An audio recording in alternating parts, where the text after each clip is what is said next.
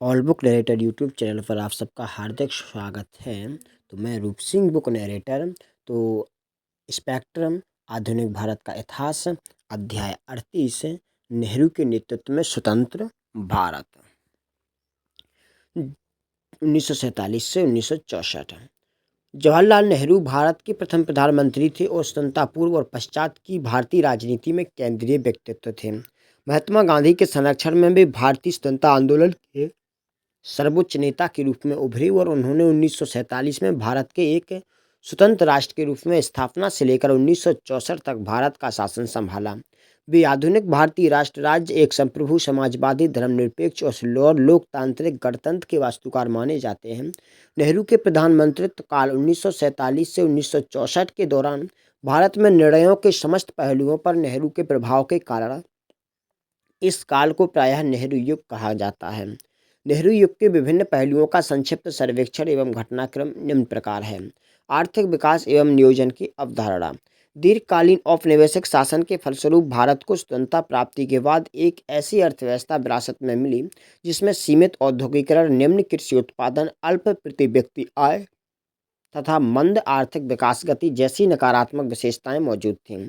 अशिक्षा, संकीर्णता तथा सामाजिक असमानता इसके अन्य प्रमुख तत्व थे। स्वतंत्रता प्राप्ति के बाद राजनीतिक नेतृत्व द्वारा परिस्थितियों एवं जन आकांक्षाओं को ध्यान में रखते हुए विकास के 4 लक्ष्य घोषित किए गए। ये थे: आयात और विदेशी सहायता पर भारत की निर्भरता को कम करना। दूसरा, पूंजी निर्माण एवं संसाधनों का प्रसार करना। तीसरा, सामाजिक एवं क्षेत्रीय असमानताओं का उन्मूलन करना। तथा चौथा, जन सामान्य हेतु पर्याप्त एवं न्यूनतम जीवन स्तर की उपलब्धि सुनिश्चित करना। उपर्युक्त लक्ष्यों की प्राप्ति हेतु राजनीतिक नेतृत्व के पास 2 विचारधाराओं, पूंजीवादी और साम्यवादी पर आधारित शासन प्रणालियों को अपनाने के विकल्प मौजूद थे, किंतु पूंजीवादी व्यवस्था में व्याप्त असमानता और साम्यवादी शासन की निरंकुशता ने भारतीय नेतृत्व को तीसरे रास्ते का चुनाव करने को प्रेरित किया।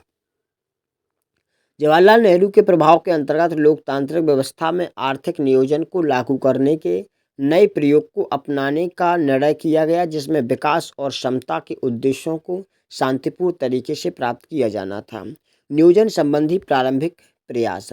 कांग्रेस ने 1938 में राष्ट्रीय योजना समिति का गठन किया, जिसके अध्यक्ष जवाहरलाल नेहरू थे।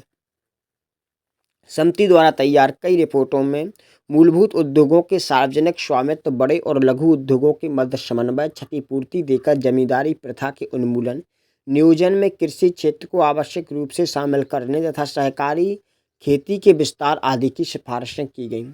1944 में भारत के 8 बड़े उद्योगपतियों ने आर्थिक विकास का एक दस्तावेज तैयार किया, जिसे बम्बई योजना कहा जाता है।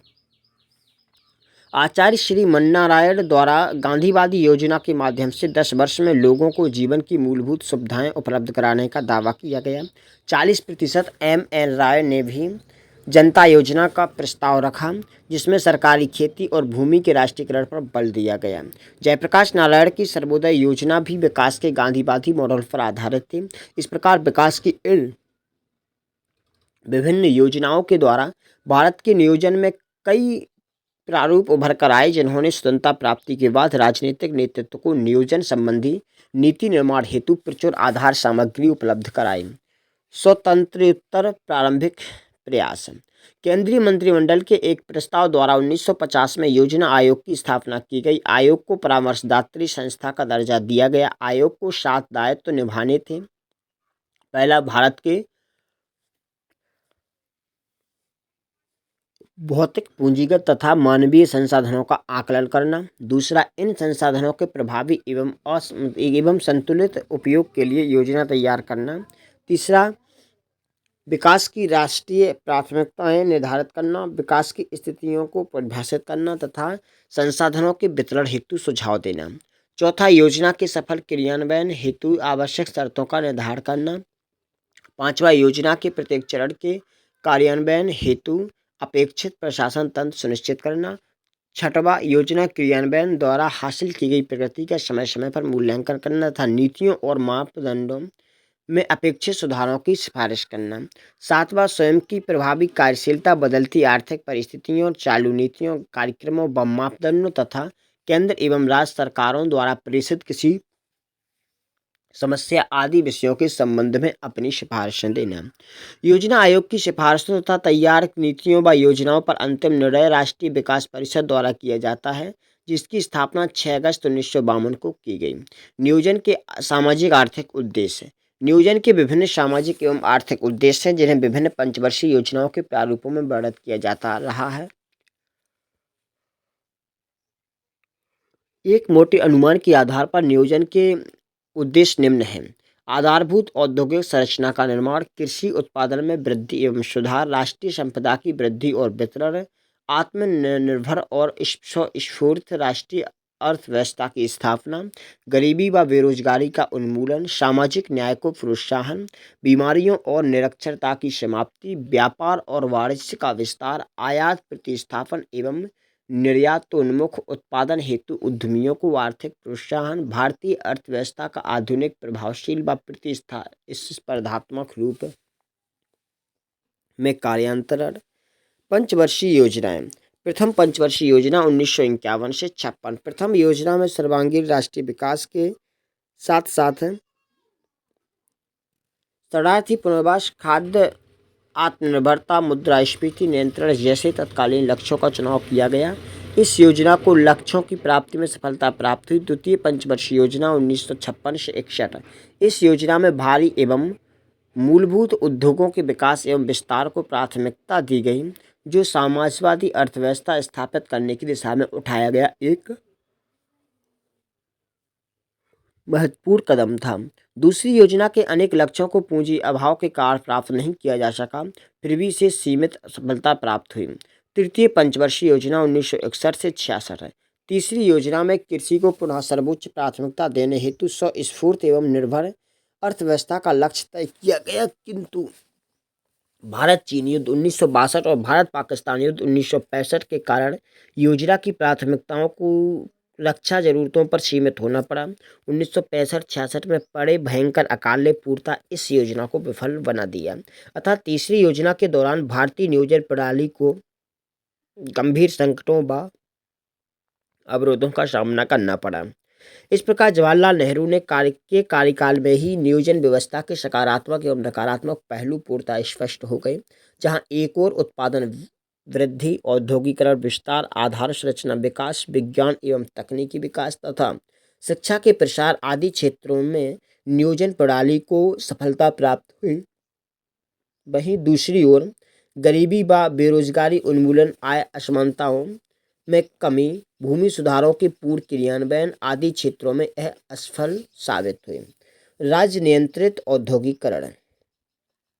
स्वतंत्रता प्राप्ति के समय भारत के औद्योगिक क्षेत्र में आधारभूत संरचना का अभाव, तकनीकी विकास की निम्न स्थिति, विदेशी मूल्य पर निर्भरता, घरेलू बाजार की अनुपस्थिति, पूंजीगत उद्योगों का अभाव तथा पूंजी निर्माण की कमी जैसी विशेषताएं विद्यमान थीं।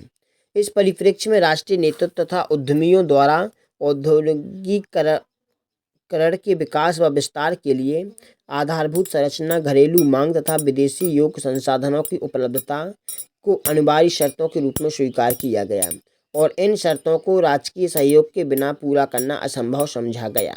1938 की राष्ट्रीय योजना समिति तथा 1944 की बम्बई योजना द्वारा प्रस्तुत प्रस्तावों में औद्योगिकरण की प्रक्रिया को गतिशील बनाने के लिए नियोजन प्रणाली तथा राज्य नियंत्रण की आवश्यकता को स्वीकार किया गया था। लोकतांत्रिक समाजवाद के उद्देश्यों को औद्योगिकरण के माध्यम से प्राप्त करने के लिए भी उद्योगों पर सरकारी स्वामित्व कायम करना आवश्यक था।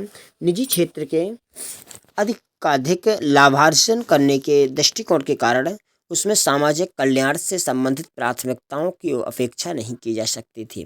धन संकेंद्रण तथा एकाधिकारी पूंजीपति नियंत्रण को कम करने के लिए भी सरकारी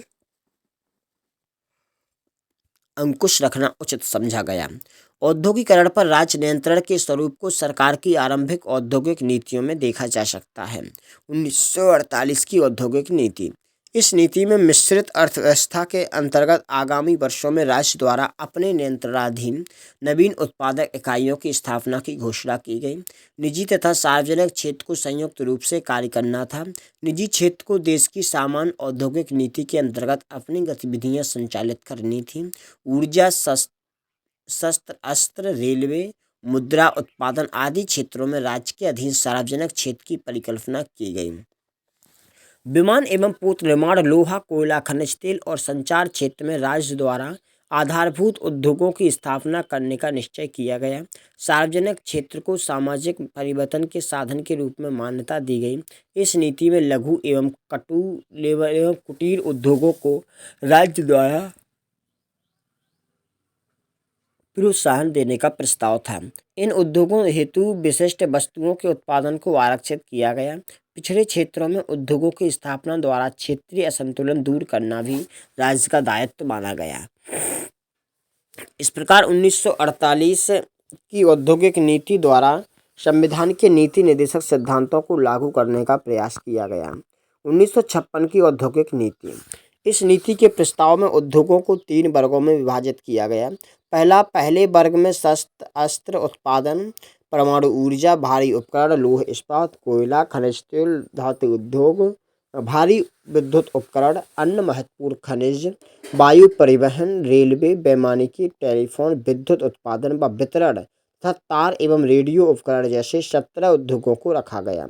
ये राज्य के पूर्ण नियंत्रण में थे। नंबर 2, दूसरे वर्ग में अन्य अलोह धातु व एल्यूमिनियम, अन्य खनिज उद्योग, लौह मिश्र धातु एवं औजारी, इस्पात, प्रतिजैविक व अन्य औषधि, रसायन उद्योग, उर्वरक, संश्लिष्ट रबर, सड़क परिवहन व समुद्री परिवहन, कोयले का कार्बनीकरण तथा रासायनिक अपशिष्ट जैसे 12 उद्योगों को शामिल किया गया। इन उद्योगों में राज्य का नियंत्रण बढ़ता जाना था तथा राज्य इनमें नवीन उद्यमों की स्थापना करेगा। निजी क्षेत्र से इन उद्योगों के संचालन में राज्य की सहायता करने की अपेक्षा की गई।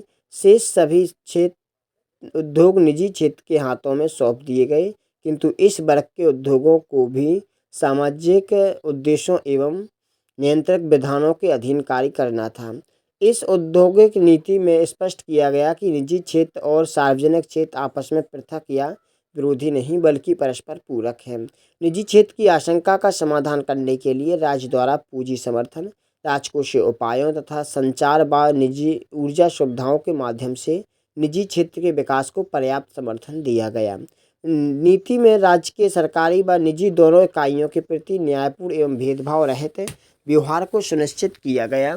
इसमें लघु व कुटीर उद्योगों के प्रोत्साहन, प्रादेशिक असमानता की समाप्ति तथा श्रमिक सुविधाओं के विस्तार की सिफारिशें भी की गईं, जिन्हें पूरा करना राज्य के नियंत्रण के बगैर असंभव था। पंचवर्षीय योजनाओं के अधीन औद्योगिकरण। प्रथम योजना में प्रत्यक्ष औद्योगिकरण प्रयासों के स्थान पर आधारभूत संरचना एवं कृषि तथा सिंचाई के विकास पर जोर दिया गया, ताकि आगामी समय में किए जाने वाले तीव्र औद्योगिकरण हेतु सुगम पृष्ठभूमि निर्मित की जा सके। विभिन्न उद्योगों की विकास दर प्रथम योजना काल में संतोषजनक रही।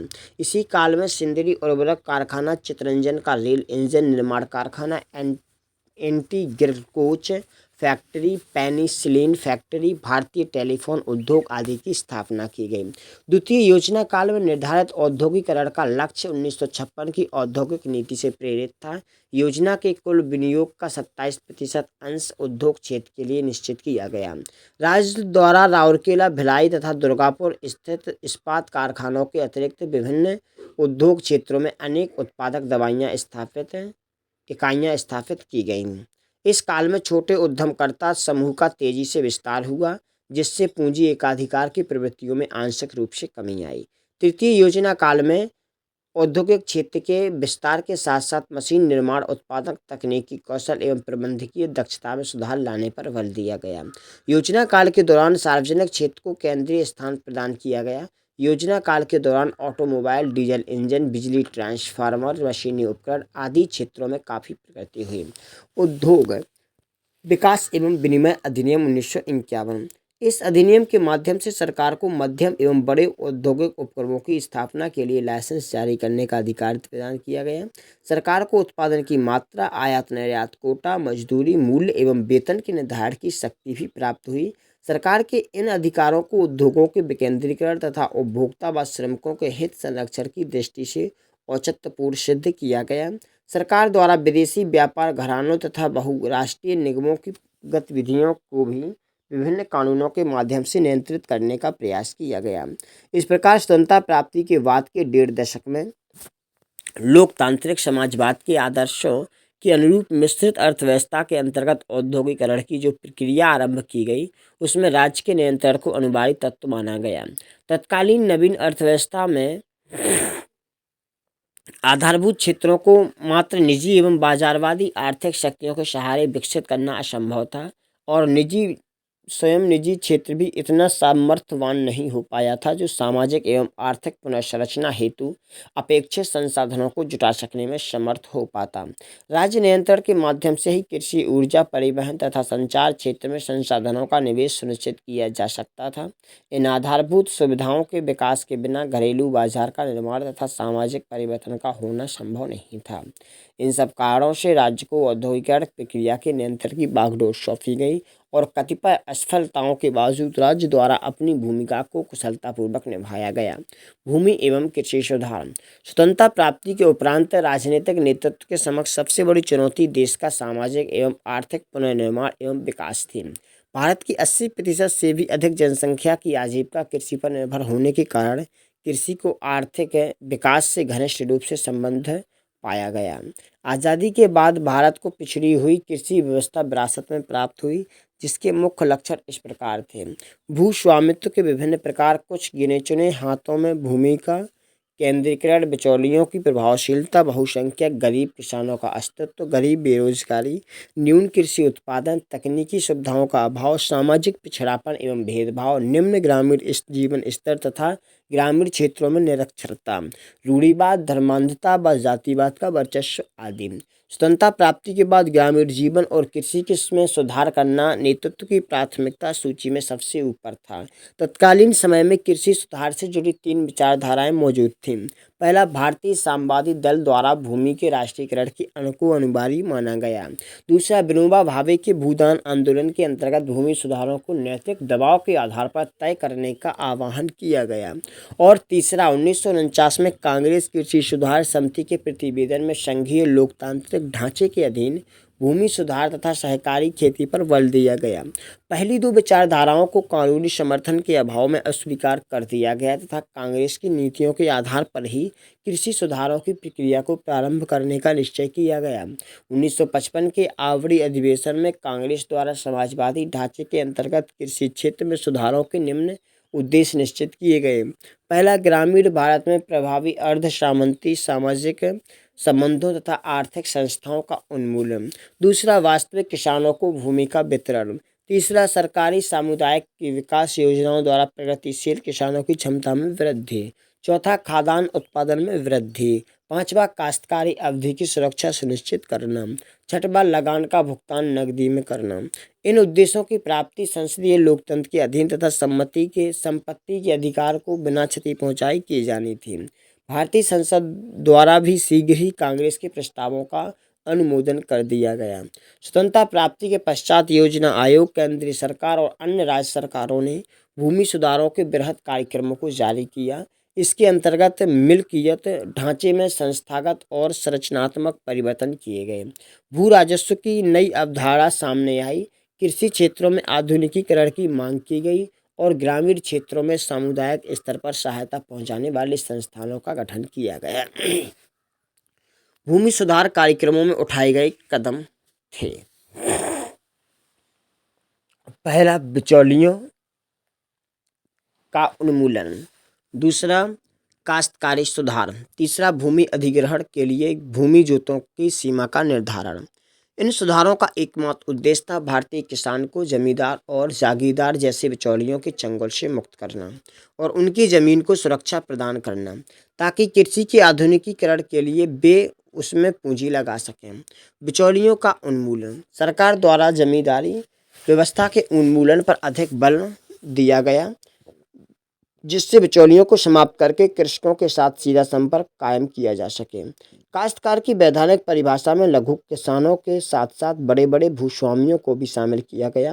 कृषि श्रम जांच रिपोर्ट 1951 के अनुसार कुल कृषक परिवारों में 20% लोग भूमिहीन थे।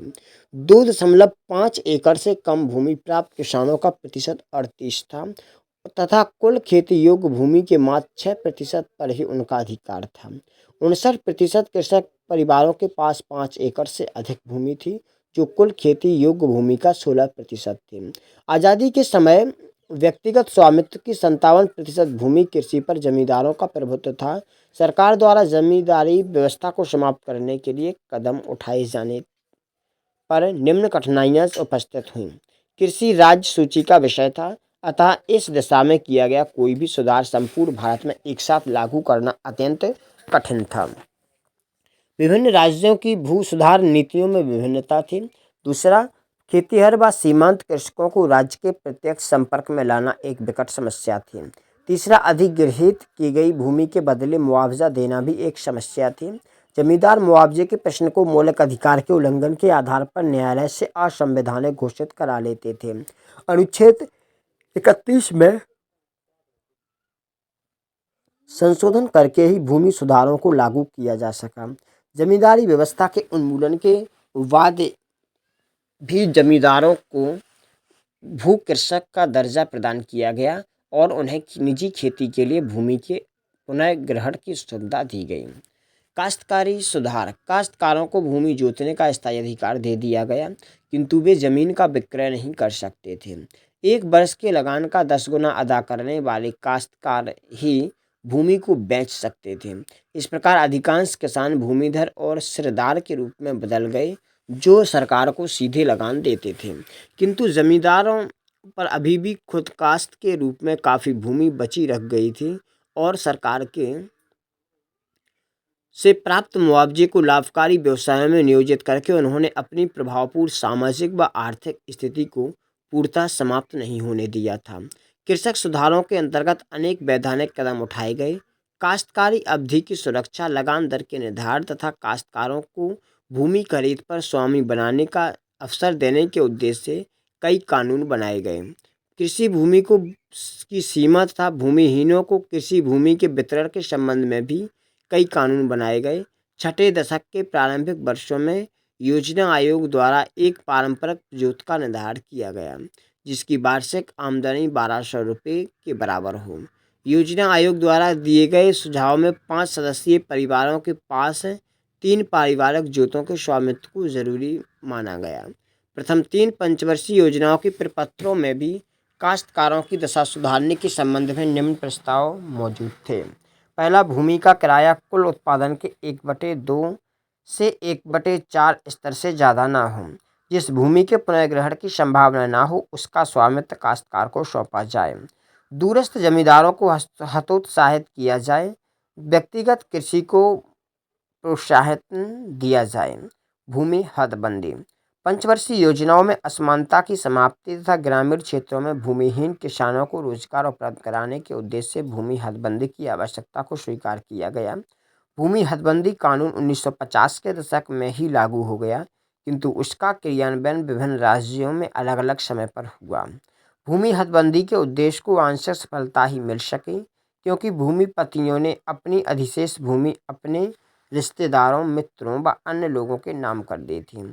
इस बेनामी हस्तांतरण से भूमि हदबंदी कानूनों को एक सीमा तक अप्रभावी बना दिया। अन्य उपाय,